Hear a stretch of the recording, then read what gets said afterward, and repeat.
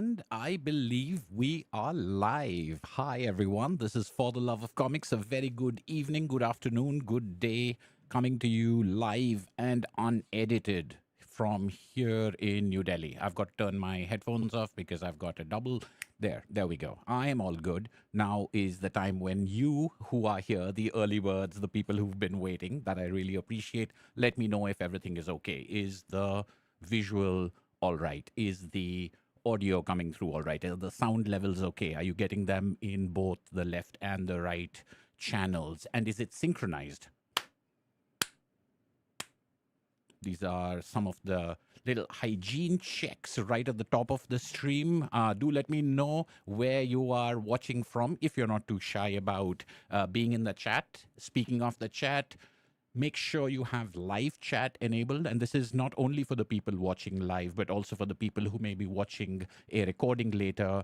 You will always have the option of reading the live chat with the video, and I would recommend you switch it to live chat instead of top chat so you get to see everyone's chat. So there are people here right now. The Partwork Comics Reader, thank you for the coverage on Harrogate and Thought Bubble, which is kicking off on the 14th of November. Fantastic. Excellent. Everything looks and sounds good. Thank you. Thank you very much. I'm glad to have that over here. There is a little poll that was going from the beginning. So if you've got, again, if you can see the poll, I'm curious to see if all the people here right now are veterans and people who've been on other FTLOC live streams before, or if we happen to have any newbies, people joining a live stream for the first time. Paulo Costa sounds a little low, you say. All right, that's good feedback to have. Let me see if I can do anything about that. I can take the signal up a little, and I can boost the output signal a little. I'm probably increasing the noise a little bit. I'm worried about the breath, etc. Kolkata Book Nerd is indeed a regular at the streams. Good to see you here, Paulo, and the others. Let me know if the audio level is any better, because for me, suddenly it feels like I may be clipping, but obviously I haven't understood, in spite of all of these years of messing around with this stuff. I still haven't understood what I'm doing, apparently. So I was on a conversation, a recording, which will be live on YouTube soon, and the audio of that was messed up as well, and I'm pretty sure it was my fault. So I am a little self-conscious about it, but let me know if the audio here is okay. And I'm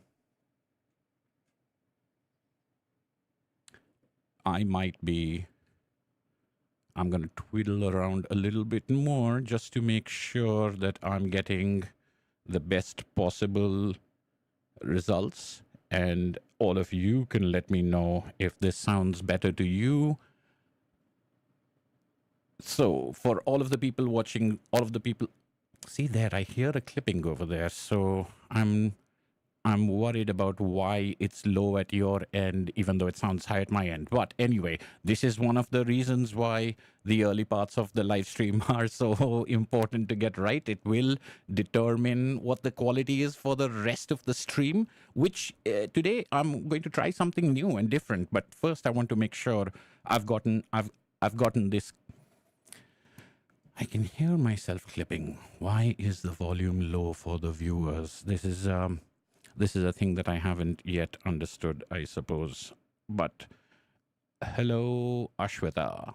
Oh, Ashwita is here in the chat from her author account, not the regular one that we see over here. Hi, Ashwita. Can you tell me if the audio levels are good for you? And in the meantime, everyone else who's here, I'd love to know where you're joining from. This is a thing at the top of the streams. Again, I always love doing. I love seeing where everyone is joining from. And later on, if you're watching the recordings, leaving that in the comments, it always is a thing I get a kick out of. How many people, I mean, from how many different places people watch. It never gets old for me. Another thing that I recently saw on the stats for the YouTube creators, the YouTube studio thing, I saw that there were more than 15%. What was it? It was an unexpectedly large percentage. A large percentage, not a majority by any means, but still a sizable chunk of my audience, I think 16% or something like that, watches these videos on a television. And that was surprising to me because I've always known that most people do their watching on a phone. And in fact, I know places, channels where they have 90% of their views on phones, etc. So the fact that there is a sizable desktop, it's still, phones are still the number one thing for sure, even for this channel. But the fact that there is a larger percentage than expected for desktop and for television viewing, I like that as well. So all of that is in preparation for what I'm hoping is going to be a more of an interesting well, I don't know if it's going to be interesting. You guys can judge that, but a stream in which I try something a little different, and that is somewhat indicated by the title of this video, of the title of this live stream, which is looking at the art of Mouse Guard, but looking at it in a slightly different way than I have looked at it before. And that's because I have made Mouse Guard videos. I have 3 Mouse Guard videos as part of my Mouse Guard playlist. What is Mouse Guard? The introductory overview in which I talk about, well, actually, it's not called What is Mouse Guard? It's called Why is Mouse Guard one of my favorite comics? So that video is sort of my case or my effusive praise of the series and why it appeals in particular to me, but why I find it to be such an amazing series. Then there is a video called Mouse Guard Thus Far, the complete Mouse Guard Thus Far, in which I show every copy and that I have and every edition that I have of various Mouse Guard stories, and have what I think is a pretty comprehensive presentation of all the Mouse Guard stories, comics that are out there. The main series represented in Fall 1152, Winter 1152, and the prequel series, The Black Axe, as well as the spin-off anthology series with guest writers and artists, as well as original Mouse Guard creator David Peterson, The Legends of the Guard, which are in 3 volumes. Plus, there are free comic book day stories that have been put together in various collections, one-shots and singles, all of which are covered in that second video, The Complete Mouse Guard Thus Far. And the third Mouse Guard video that I have on this channel is a look at the deluxe black and white editions, the oversized hardcovers, which really, in my opinion, show off the art in a spectacular way, because Mouse Guard is a color series. All of the art, all of the issues out there are colored, but looking at the black and white art at that size, particularly with the production presentation of those editions, is a different experience altogether. So those 3 videos, which are, by the way, linked below in the description of this stream, those 3 have already been celebrating my love of Mouse Guard. But here I thought I would take a non-story, non-comics oriented approach, although of course they are Mouse Guard adjacent, something that I don't often do on this channel. Most of the time I'm focused on, I would say 99% of the time, if not 100% of the time, I'm focused on comics. Every now and then I've talked about artist editions and some art book presentations, but I am not really an art book collector. There are a couple that I have, in spite of myself, picked up over the years, but it's just another can of worms I don't want to get into, and I've usually kept myself focused on stories and the comics themselves.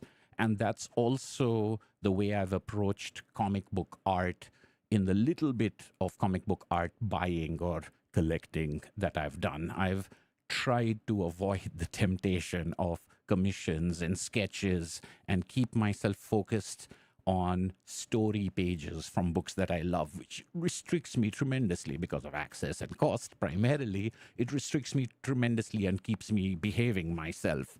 So today's video is different because today I want to forego briefly talking about story and talking about plot and talking about character, the things that are, well, I shouldn't say story because story is obviously a combination, but the storytelling aspect of comics, putting that aside for a little bit and focusing only on art, because what I want to look at are sketchbooks from the Mouse Guard world, sketchbooks by David Peterson that I had no intention of ever buying, but then when I came across them, seemed too good to pass up because of the deal they were available at and how beautiful they looked, and talking about these sketchbooks in a very informal way. That is, there have been cases, there have been times in which people have said, I've put your live stream on and I'm listening to it while I'm doing other stuff, so I don't necessarily need to watch it.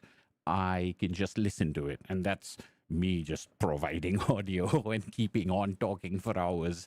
But today's live stream may, I'm not making any promises, but it may see the opposite, in which we just look at some pretty pictures and we don't necessarily have to have audio accompanying it, is one way of looking at it. The other way I thought is I could just chat with people, look at the comments, look at the questions, answer those while I put things underneath the other camera, which reminds me, I should check if the other camera is working.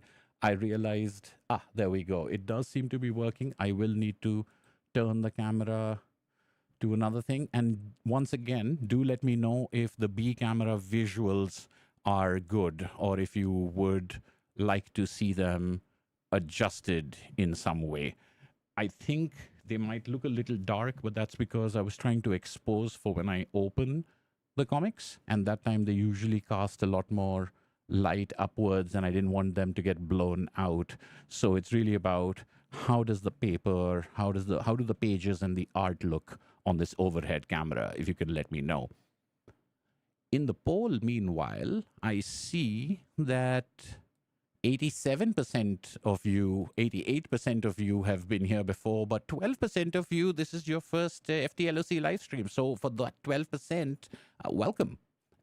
I'm glad to have you here. I always enjoy these live streams. They're a nice low-key effort on my part in some ways, but I also really like the live chat and the conversation, and also watching people converse with each other.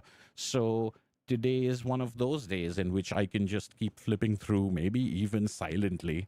Please, some of you might be saying, I can just flip through silently and give you a look in at this, at the different works that I'm taking a look at. This is, of course, one of the volumes of Legends of the Guard, and soon I'm going to see if I can actually move this microphone and get more to that side and things like that. But for right now, let me get back to the main chat, see if there are any questions or any comments. It's a nice little thing that we also do, is maybe do a little bit of a mini Q&A right at the top of the stream before we dive into this. I don't know whether this is going to be one of those marathon live streams. This one, as I said, is probably a more low-key and chilled out sort of art appreciation Sunday chill stream, if you wish, and therefore perhaps a little bit more formless, a little bit more storyless, fittingly, than most other live streams.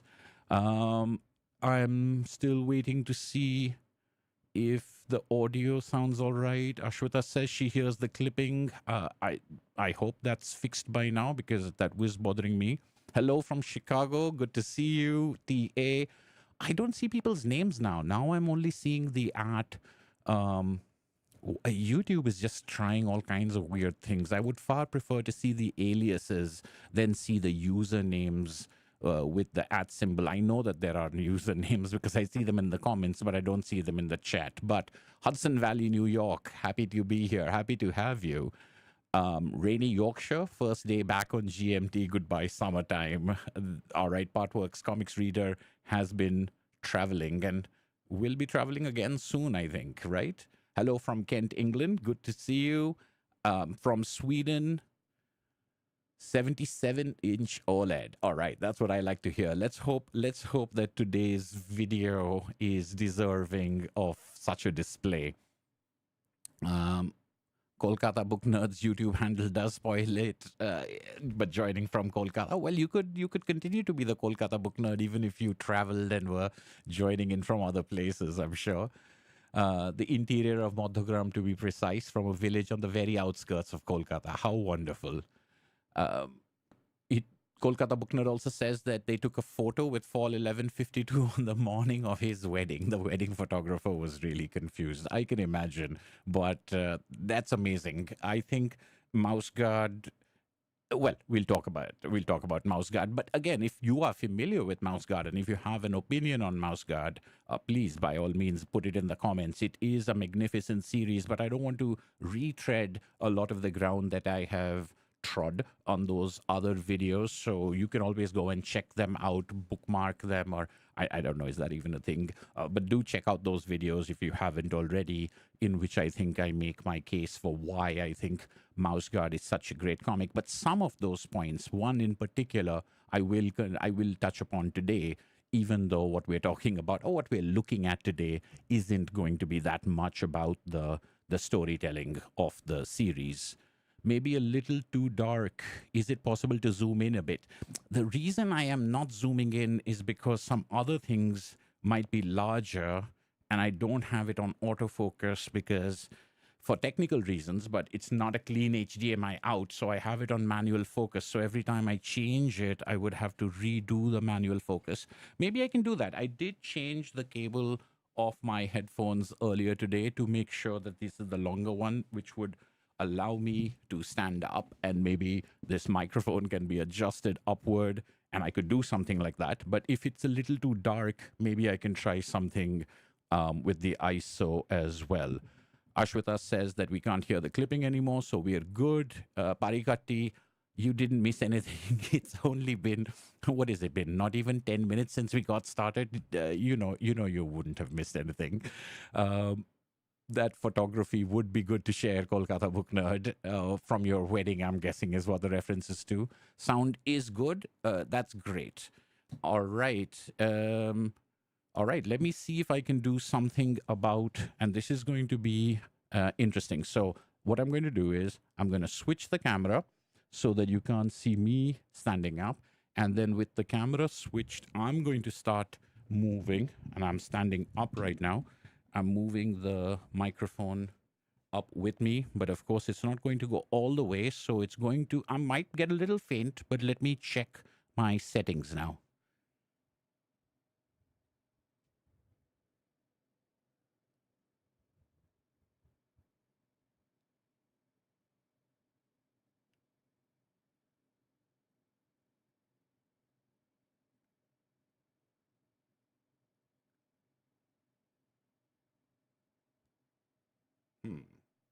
Okay, so that was a little bit of behind the scenes peek.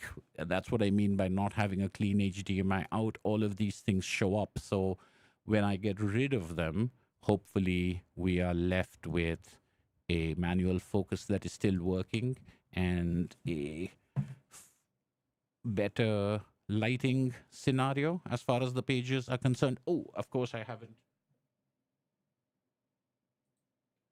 I've got it on the wrong color grade, but that should be the color accurate presentation of it. Let me know if that works for everyone, and of course if the focus is as it should be. And I am leaning forward on the mic, but this is not bad. I think I can definitely manage this over here. And this is, you're getting an example over here of the Legends of the God volume. So this is not all David Peterson's art. This is a collection, Dustin Nguyen's art over here in this particular story. For example, this is a collection of guest writers and guest artists, as I was saying. But there is a frame story around the Legends of the Gods tales. It's sort of Canterbury Tales-esque stories being told in a tavern. So the frame story, the spots set in a tavern, are written and drawn by David Peterson of the original series, and the stories that are being told at the tavern, inside the tavern, are illustrated and written by other people. But Yeah, so that's the camera check. That's the camera check for the top area. Now I'm going to come back down and well, there we go. That should have been about as painless as I can make it. Let me know once again in the comments if that was all right. And let me just mention a little bit while I take another quick look at the comments, questions.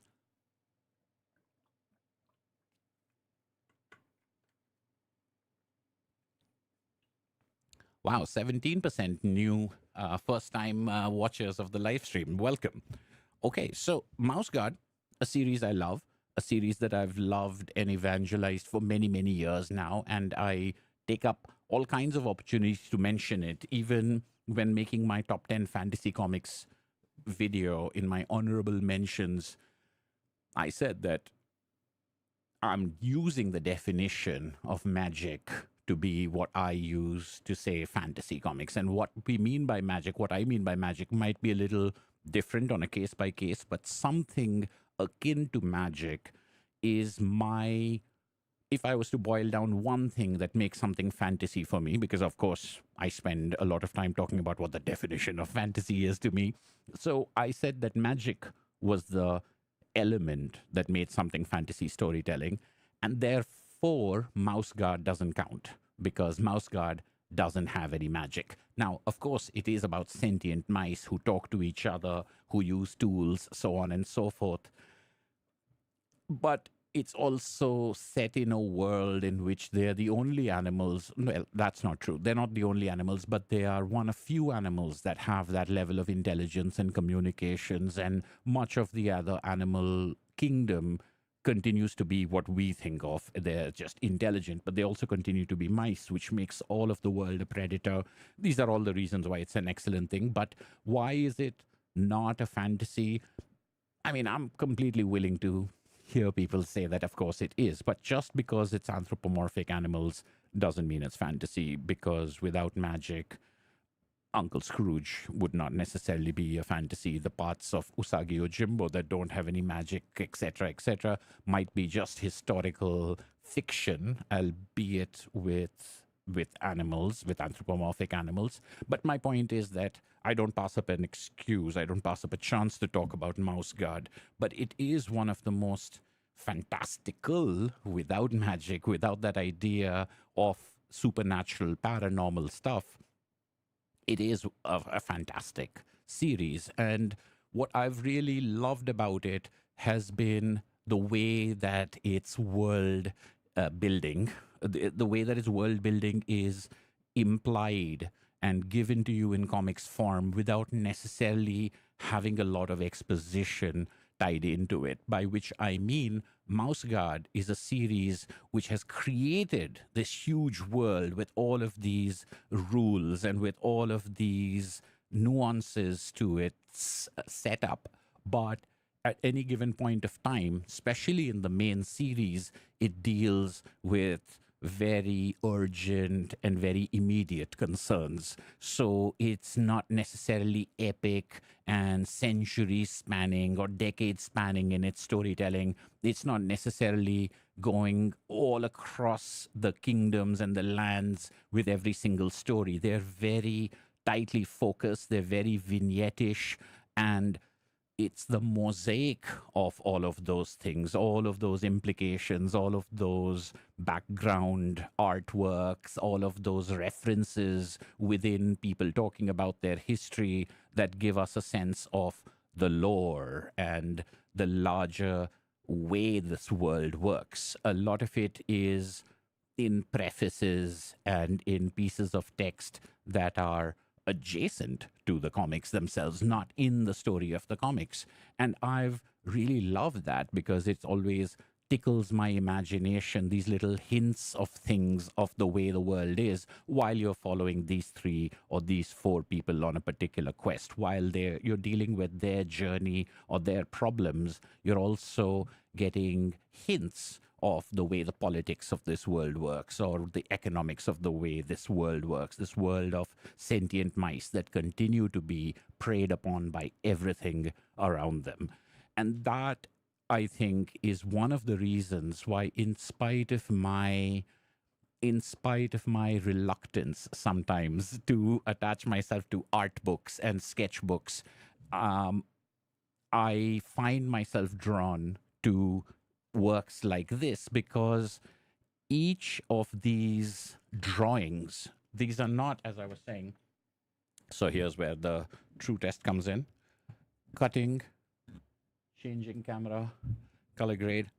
Stories like this in the main series and the anthology series hint at and insinuate, especially the Legends of the God. They give you a much more exploratory look because they cross time and they cross locations. They're set at different times and they tell of different characters, some of legend, some of history within this world, and they give you a lot of information again in snippets and vignettes and pieces.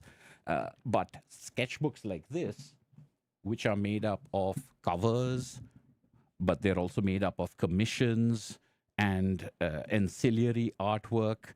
Sketchbooks like this have no story, like they're not in story sequence, but they can be looked upon as pin-ups in some ways. They will feature characters who are characters as part of the main story, but they may also feature characters that you've never seen before that just tell you or just give you a picture of this world, of this life. And what I find to be incredible is, alongside drawings and alongside art like this, which are direct references to the stories that we have read and are variations of things that we have seen, alongside that, you also have things that you haven't seen that you use to build the world of the Mouse Guard and of the territories and their societies.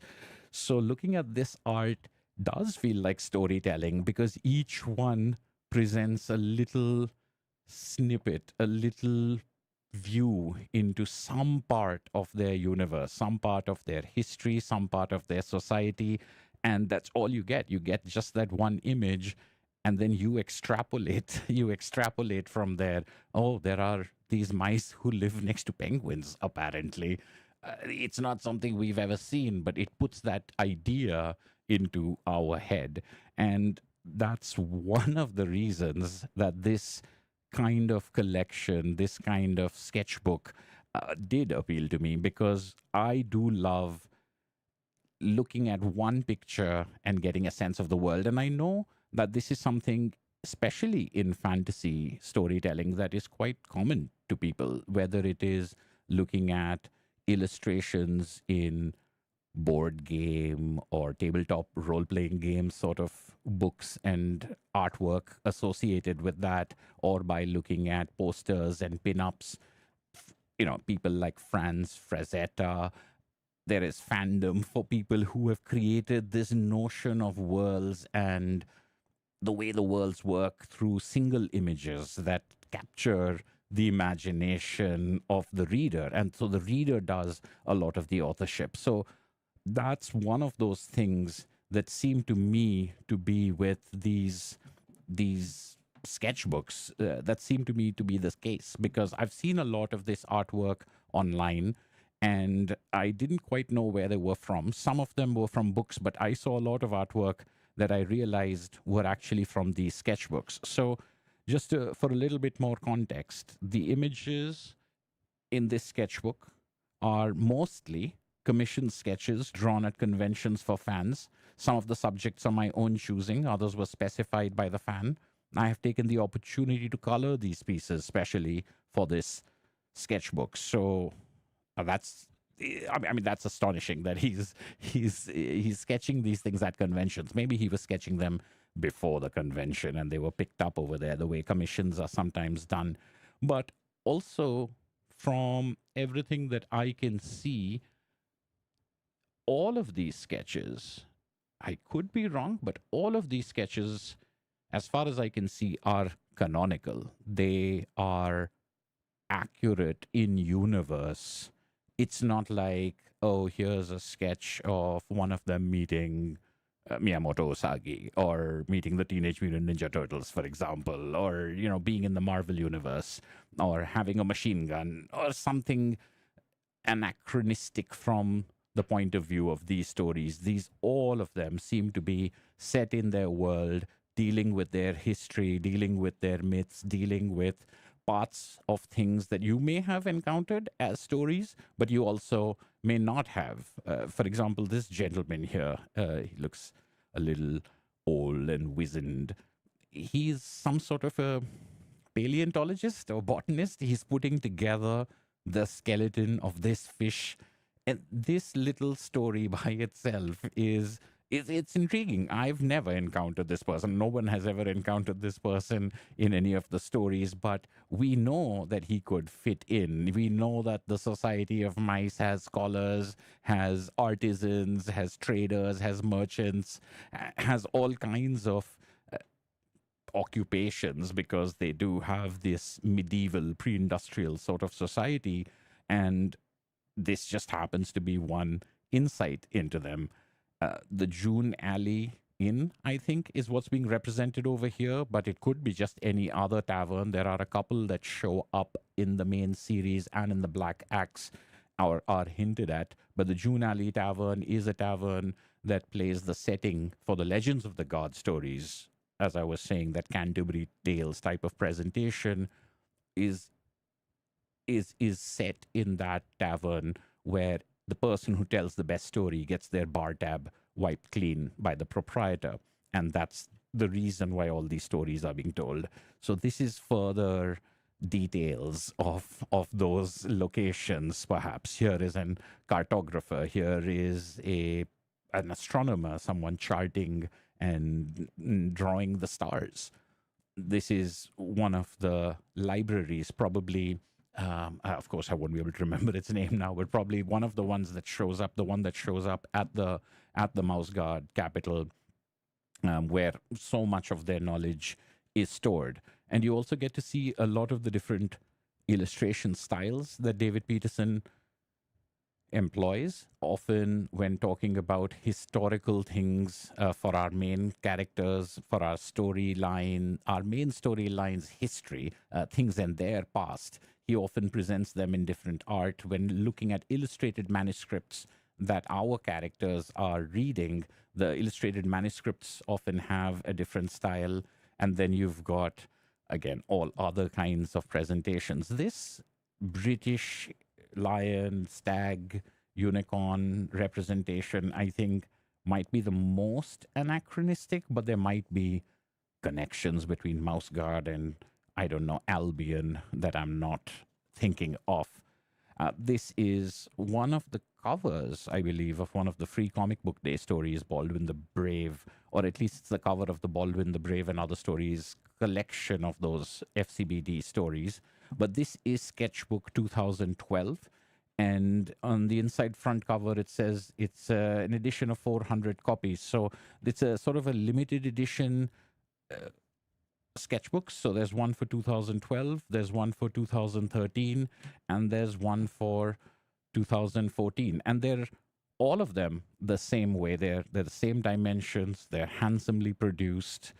This one seems to be an edition of 500 as opposed to 400, which was the 2012 one, and the 2014 one also seems to be 500. So they got bumped up by 100 for the 13 and the 14 editions. And I don't think there have been any other editions since then. We might see some in the future. And we know, like we discussed in the other videos, that David Peterson did take a bit of a hiatus or worked more intermittently due to family issues for several years. But these do contain drawings and, I mean, art from David Peterson's books themselves, like covers and pinups that were included, as well as those commissions. I think the pages in this sketchbook are mostly commissioned sketches. Yes, it's the same text over here being colored for this edition. I realized I did promise that I would probably shut up and allow the art to wash over us. So maybe that's what I'll do now while I take a look at the comments as well.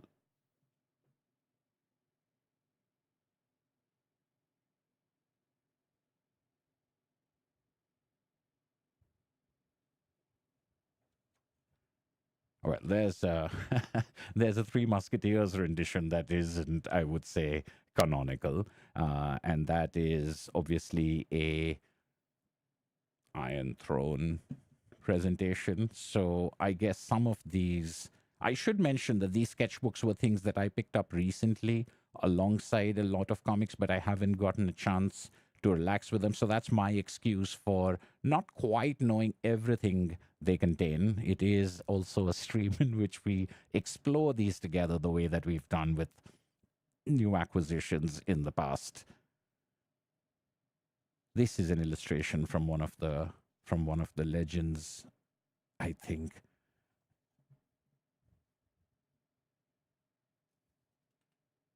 And the coloring over here is marvelous as well. Although the black and white art, as I talk about in the video in which I show those black and white editions, is absolutely spectacular. I believe David Peterson had originally wanted this to be a black and white series, but Arkea, his publisher, advised him to color it in order to increase its appeal, I suppose, and I completely understand that. And there is nothing at all garish or disturbing about the colors. They're quite beautiful and bring the world alive in a particular way. But the artwork, I think, even over here, you can really tell the level of detail and craft in the line work.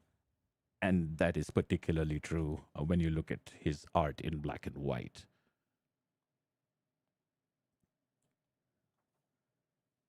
And these are, of course, all in that square format that all of his books, all of his stories are in these square formats. Of course, they've got panels within them, even the ones that are by guest authors, etc., are paneled, but they are in this square format.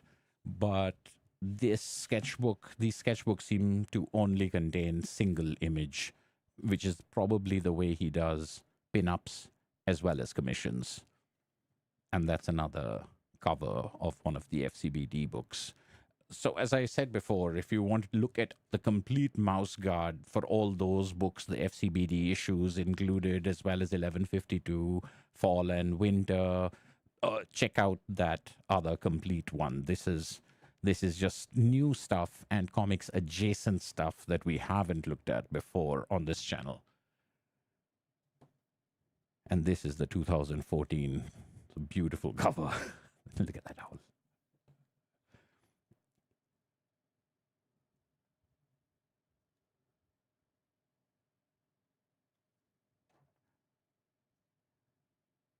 I think many of these will be commissions, and commissions referencing his stories published thus far. So Fall 1152 referenced over there, the Black Axe referenced over here, Fall, that's a cute weasel. And it's just them presented with their equipment and the craft, with everything, little scandals on top of that stick, that dagger over there, but also in comparison and relation to other parts of the natural world. The blue scarab beetle over there, the giant snail over here.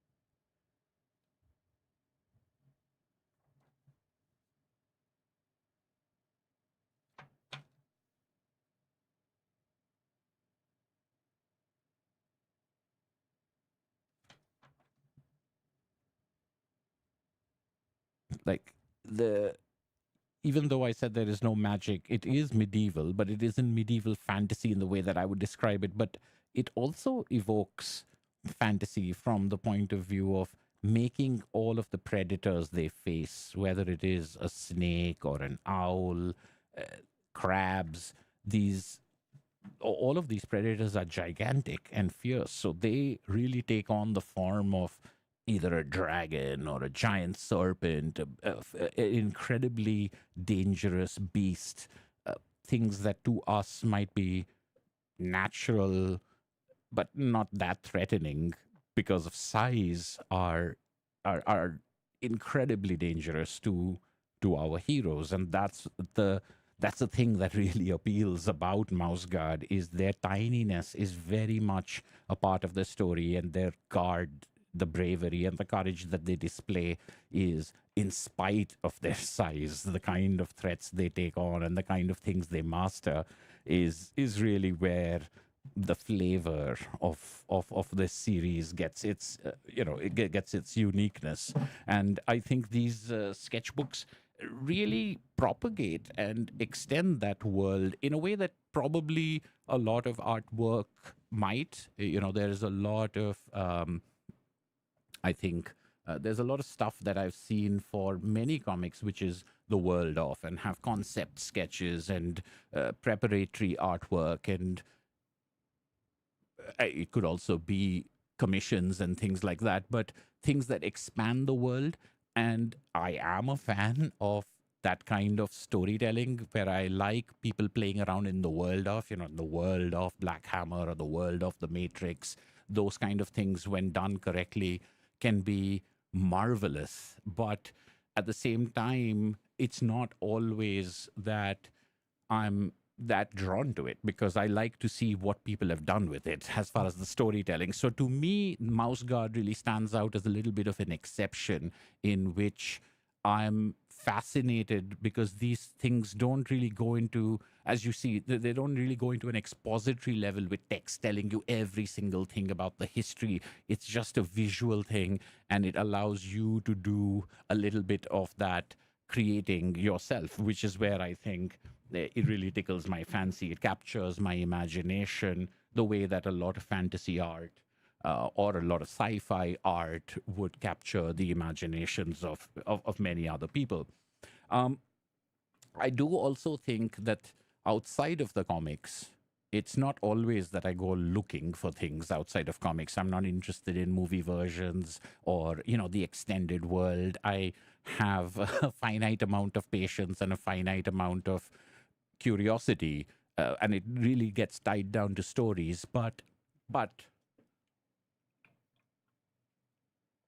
once again, Mouse Guard is an exception in a way that a lot of other worlds have not been, from the point of view of the game, the role playing game of Mouse Guard. Now, I am a fan of role playing games.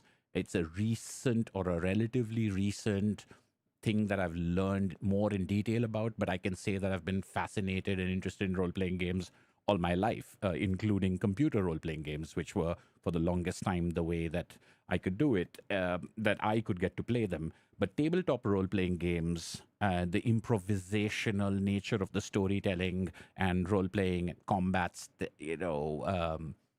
uh, combat tactics is the word I'm looking for. There can be so many different ways of playing these games, but the Mouse Guard game is uh, is fascinating to me because it uses the world from the comics superbly.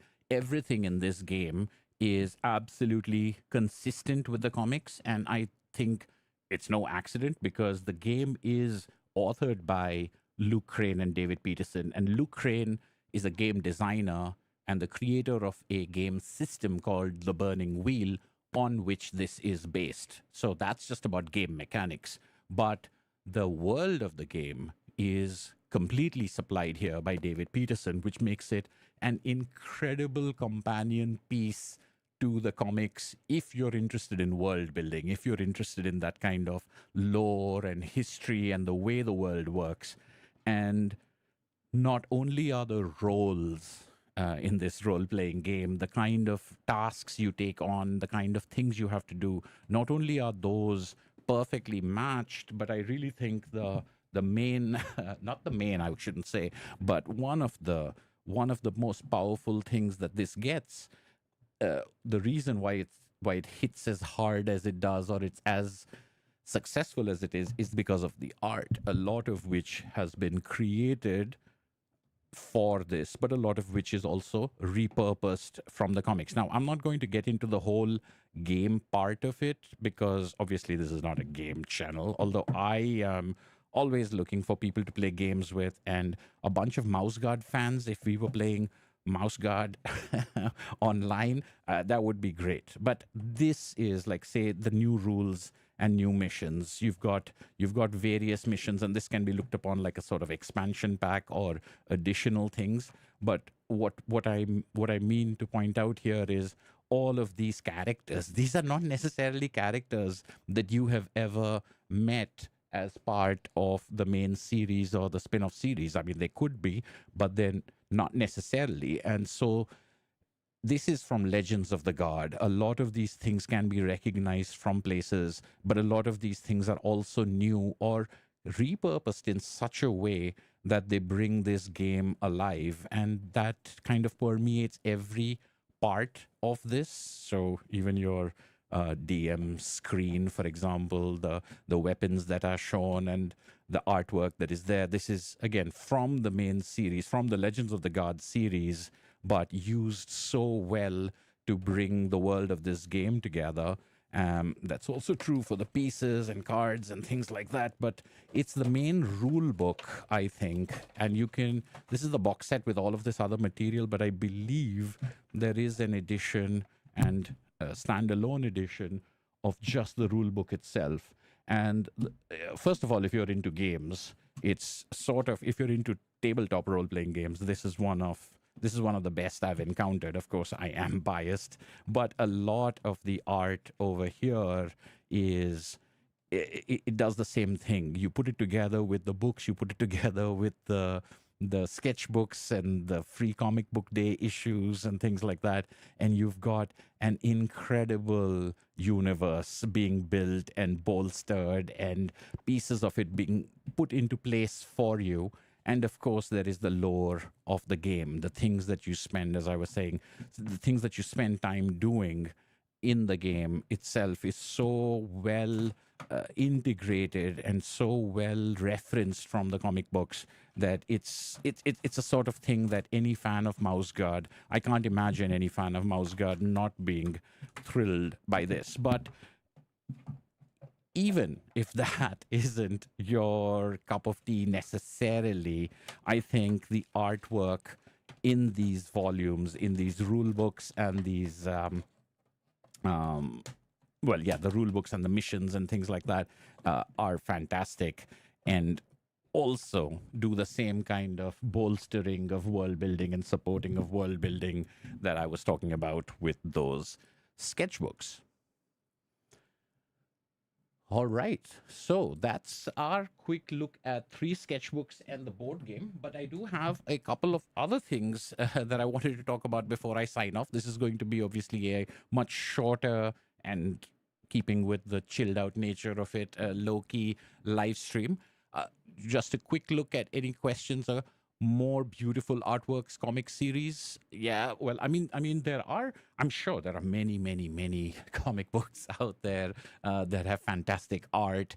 I mean I can think of many myself, but again, in those other videos, I do talk about why Mouse Guard. It's not just the art, it's the way the art works as far as the storytelling is concerned. It's the way these details work as far as creating this world is concerned. It's totally unique in some ways and extremely comforting and familiar in many other ways. It is that fantasy storytelling. It is the sci-fi storytelling stuff that appeals to me anyway, but done in almost the most pitch perfect way I've seen it. I consider it a pinnacle of that kind of world building, the world building through detail and capturing of our imagination and making us co-author some of it, but actually manipulating us to co-author it exactly in the way that the author wants us to see it. So, all of this to say that these things kind of contribute in the same way, which is why they serve as exceptions to me, even though I'm generally not a collector of sketchbooks and ancillary art or concept or making of sketches or commissions and things like that are not necessarily my cup of tea. a collection of Andrew Wildman's con sketches of Transformers characters. Yes, there are lots of sketchbooks, and I do have, somehow I have picked up, every now and then I do have sketchbooks, and I do have things that I love as an insight into the artists. These sketchbooks are slightly different, though. While those are things that give me more insight into the process of creating it, or seeing the raw form, or seeing the development, or seeing the alternate forms that it could have taken. They're like sort of DVD extras. These sketches and this game, as a standalone game, it's fantastic. But even the pieces that they have, they seem to be continuing storytelling, which is I think where the slight difference lies. Is it it's more like the Animatrix to me than the art of Miyazaki or the art of Ponyo, those kind of books that I have. The ones that tell me a little bit more about the world, the ones that show me more about Star Wars or Marvel or what have you than I saw in the movie, than I saw in the animated feature. I've seen those kind of books before, and I certainly understand their appeal, but they've never necessarily captured my imagination in the same way, even though they're kind of doing the same thing. They're like saying, this is actually what happens on this planet, and they're giving you more of that stuff. And I'm just like, I'll just take what's in the movie. Thank you very much. But over here, it's just visual. It's just one visual, and then I do the storytelling. I think that's where that difference is, because it mirrors, as I was saying, closely how the series is that way as well. Yeah, the role playing game is indeed fantastic. I mean, and I am saying this, it's a little funny. I'm saying this as in never having played it.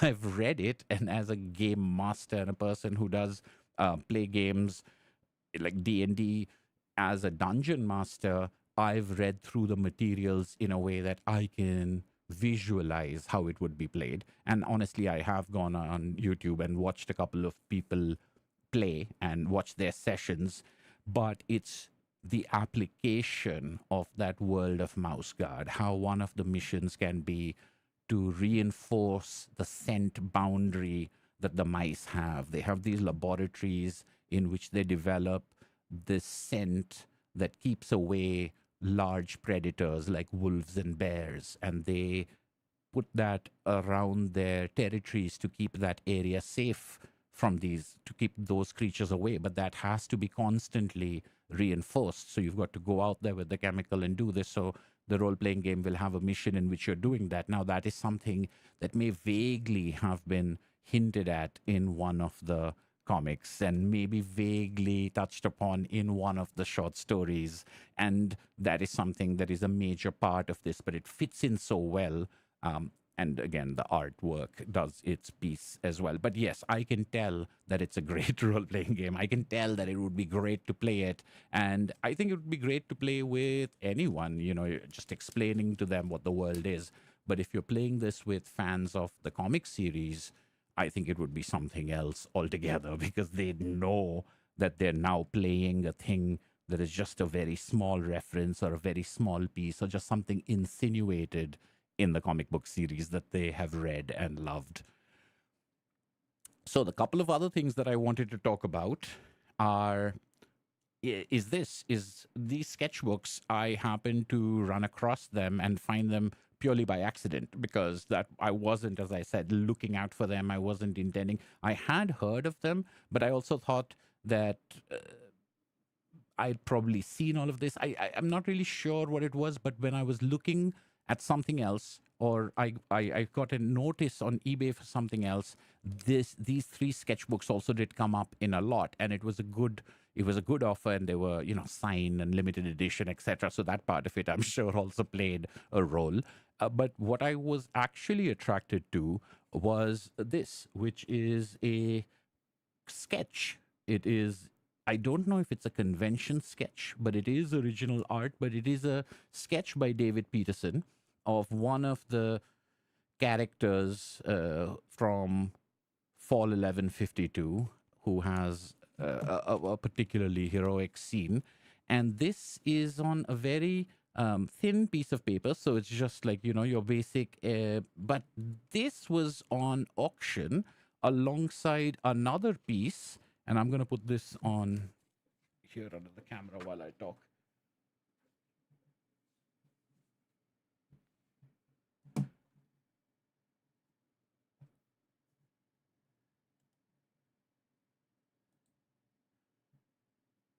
So this was an auction, and there was another piece that was an auction. The other piece was, granted, was bigger. No, it wasn't bigger, as in the piece of paper wasn't bigger, but there was more on the page. It had a little bit more background, I believe, and but it was still one character. And I think they were both on auction either by the same seller or at exactly the same time. And that other piece had a number of people bidding on it, and the price was really high. And this piece seemed to be getting ignored because everyone was going for that, and this had no bids on it at all. Now, I didn't think I would win because original art is quite expensive, and as I said, that I wasn't outright interested in sketches. But this was so good. I mean, you can see the detail, you can see the shell, the coral on the beach, the mouse is standing on, the hook that they've got.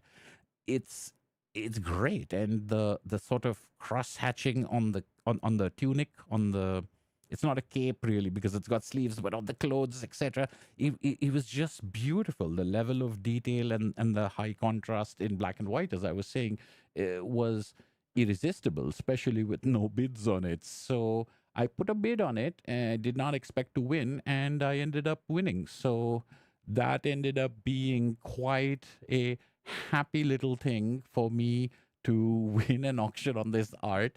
And this is something that has also been stuck in, in this plastic sleeve for a while since I've gotten back, because I haven't been able to open this package. So this is a piece of art from David Peterson, breaking my own rules of not getting sketches. I have only broken this rule twice now. Everything that I have, all the few pieces of comics art that I have are pages.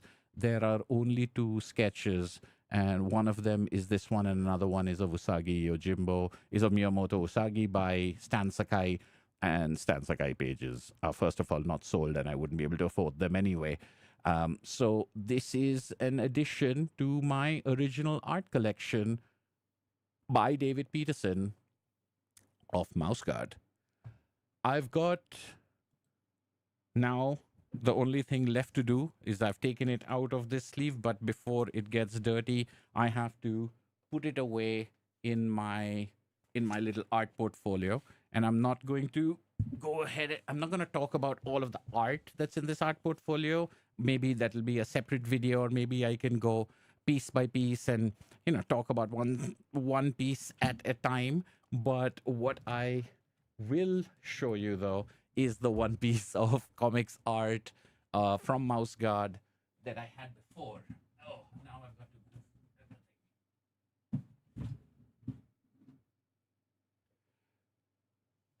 And I think, let's see if this fits.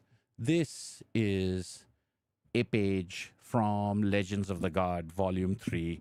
This is from the frame story, the part that is the that goes around the stories that people tell. So this is in the inn, in the tavern, which is one of my favorite places that David Peterson draws because of the planks of wood and the rafters and the texture on their cloaks, the fabric, the dotted lines, just like we saw over here. Now these, I believe, are separated by, I mean, at least in the stories, they're separated by many years, because this is from Volume 3 of Legends of the Guard, and this is from Volume 1 of the main series. But there is a great evolution in the way that the mice are drawn. You can see that they used to be a lot leaner. They used to be a lot more pointed. They've gotten a little rounder in their faces. Their large ears are also more rounded now. But in other ways, the texture and the detailing work was there from the very beginning. Now, this page, I think, well, let me see, actually. I should be able to find it.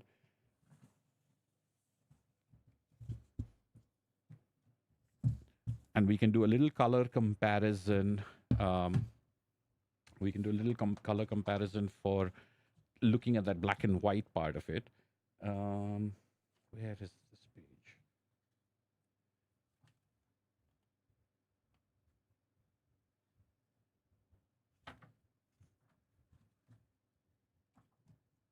All right, let me turn these pages in front of you. Page.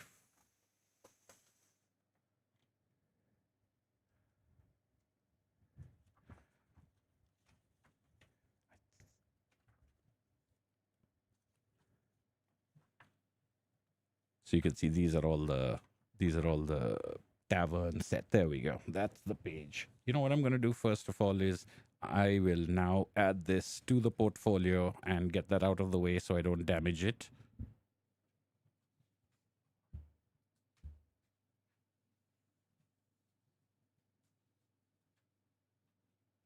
And maybe I'll just give it a little bit of a backing.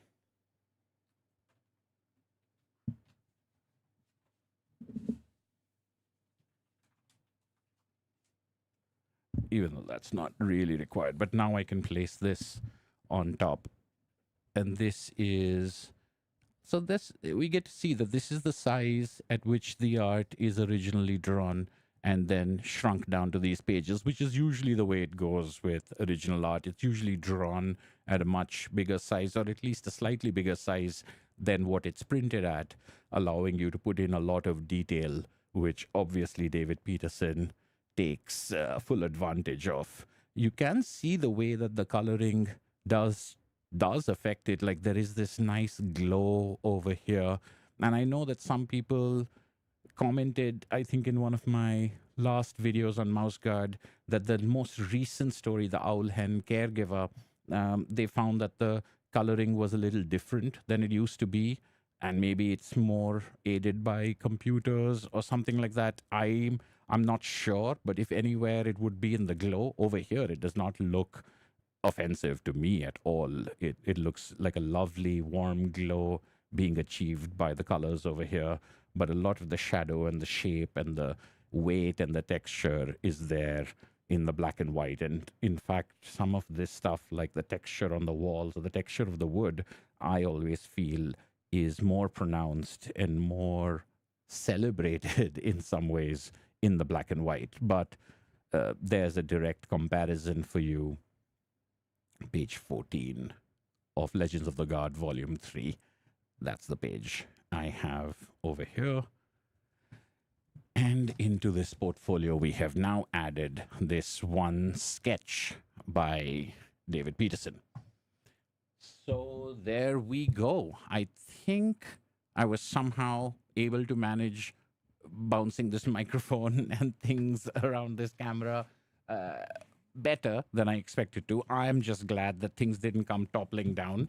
But I hope you enjoyed this look at these three little sketchbooks and the artwork within them, the Mouse Guard role-playing game, which I think if you're into TTRPGs is definitely one you should try out. If you're a fan of Mouse Guard, I think you might be, you might get a kick out of it. And if you're a fan of both things, like me, it feels like a no-brainer to get. And then a little bit about some original art. That's all I really had for today, and it'll probably go down in history as one of the shortest live streams on this channel. But you know, every now and then we can have a quiet winding down type of session. And Golden Rock says, I finally got the first volume of Mouse Guard black and white hardcover. Excellent. That's a good find. Those things are still around. I know that they seem quite hard to find, but a couple of people have now told me that they either ran into one in a bookstore or found one on eBay. So I'm glad to see that they're still findable, although probably more in the US than anywhere else. However, I'm always happy to hear about people finding these harder to get editions.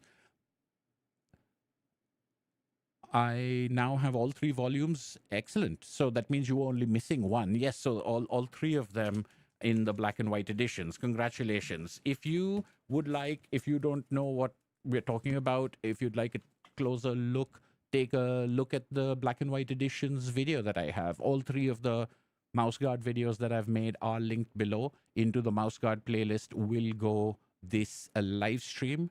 And that's all for this evening.